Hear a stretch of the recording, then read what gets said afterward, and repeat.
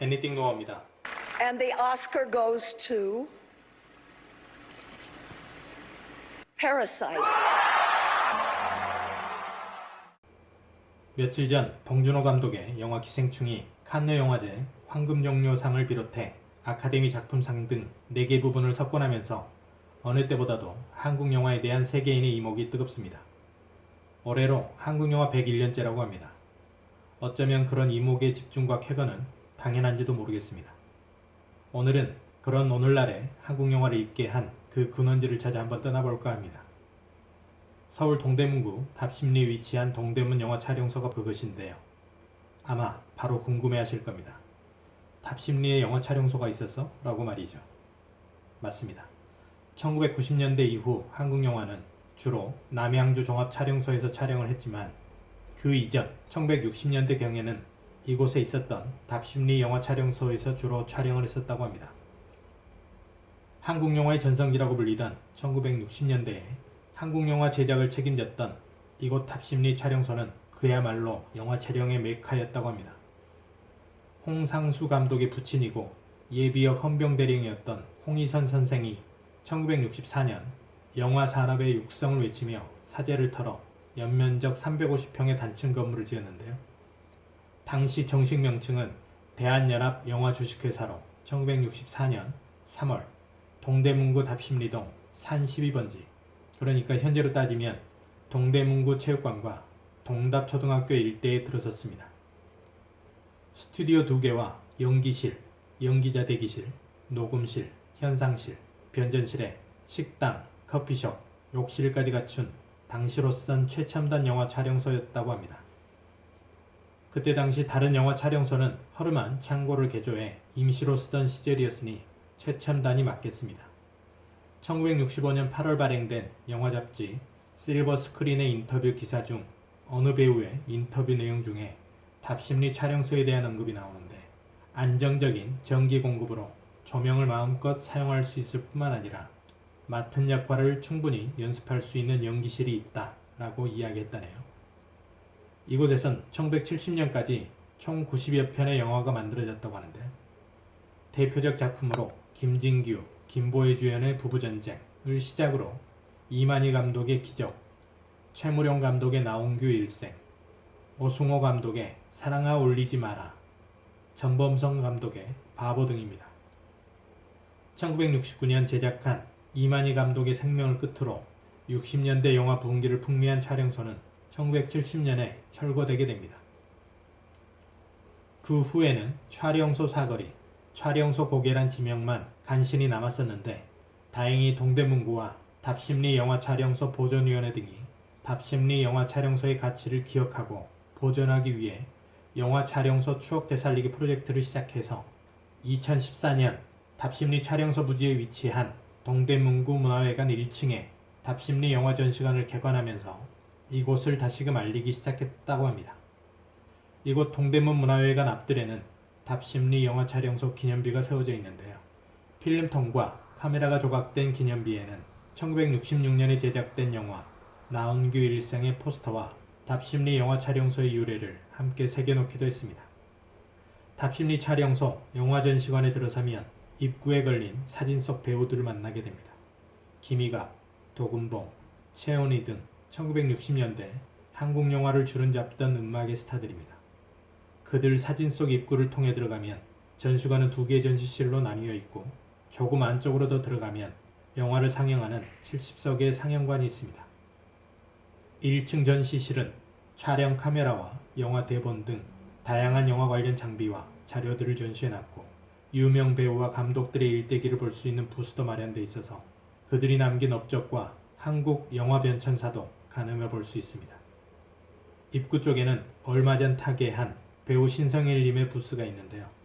그분의 소장품, 핸드프린트, 시나리오, 그리고 받았던 상패를 비롯해서 포스터, 사진에 이르기까지 영화사의 중요한 자리매김을 했었던 그의 발자취를 조금이나마 추억해 볼 수 있도록 해주고 있습니다.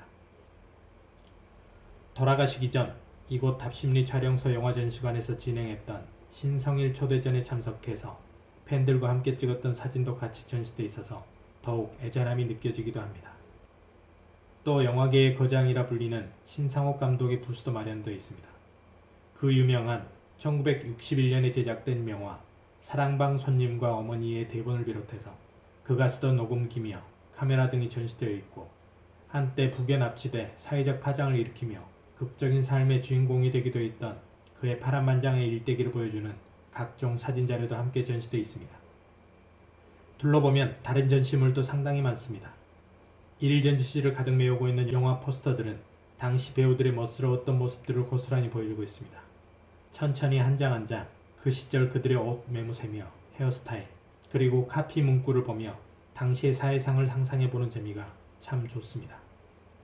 그리고 다른 한켠엔 소장한 감독과 배우들의 이름이 적혀있는 당시 촬영했던 카메라나 영화 대본, 영사기, 조명 등도 전시되어 있습니다.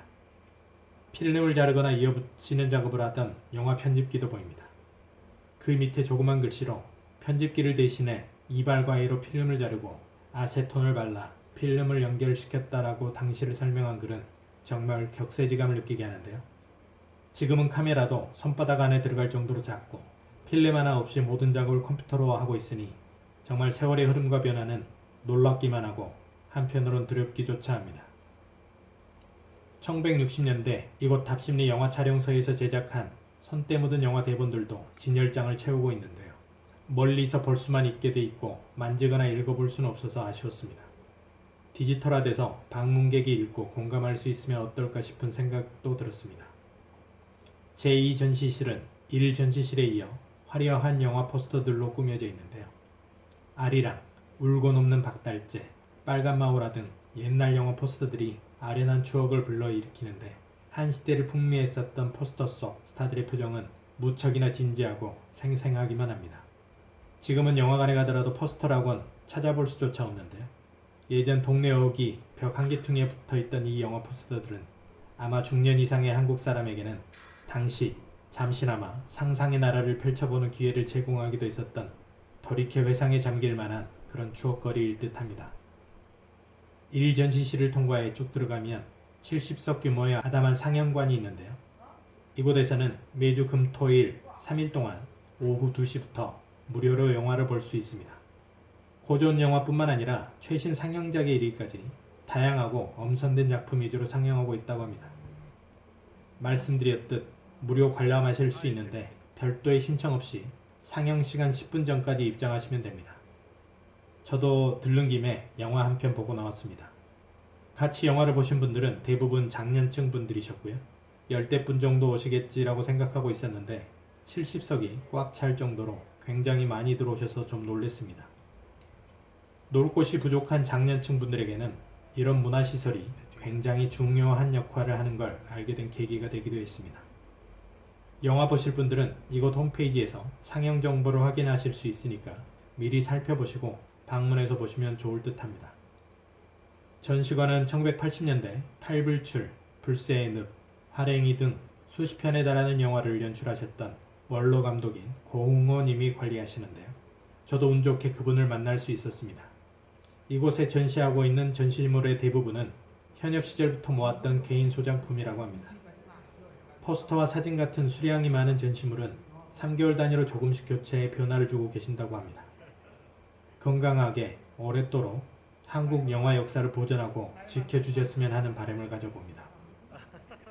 이곳에서 나와 부근에 위치한 동답초등학교에 들르시면 필름통과 영화 촬영 장면을 조형물로 설치한 외벽을 보실 수 있습니다. 1984년 개교한 학교의 부지는 원래 답심리 영화 촬영소 자리입니다. 동답초등학교에는 다른 학교에서는 찾아볼 수 없는 영화 체험실도 갖추고 있다고 하는데요.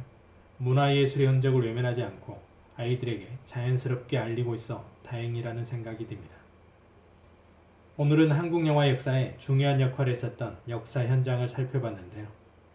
이곳을 관리해주시는 고흥호 원로 감독님의 말씀을 빌어보면 조만간 동대문 문화회관에 전시된 전시장은 2개 층으로 확장되고 리노베이션 될 듯 싶어 보입니다.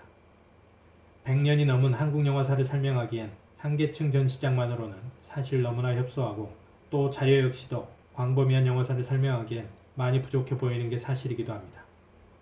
리노베이션은 이곳 자치구인 동대문구에서 주관할 것으로 보이는데요. 영화 부흥기였던 1960년대를 넘어서서 미래의 봉준호 같은 수십 명, 수백 명의 걸출한 인물을 담아낼 멋진 곳으로 다시금 거듭났으면 싶기도 하고, 그러려면 국가시설인 박물관쯤으로 격상되는 게 맞지 않나 싶기도 한 그런 바램과 상상을 더해보면서 오늘 말씀은 이쯤에서 줄일까 합니다. 오늘 영상은 여기까지고요. 많은 도움 되셨길 바랍니다. 그럼 다음 시간에 뵙겠습니다.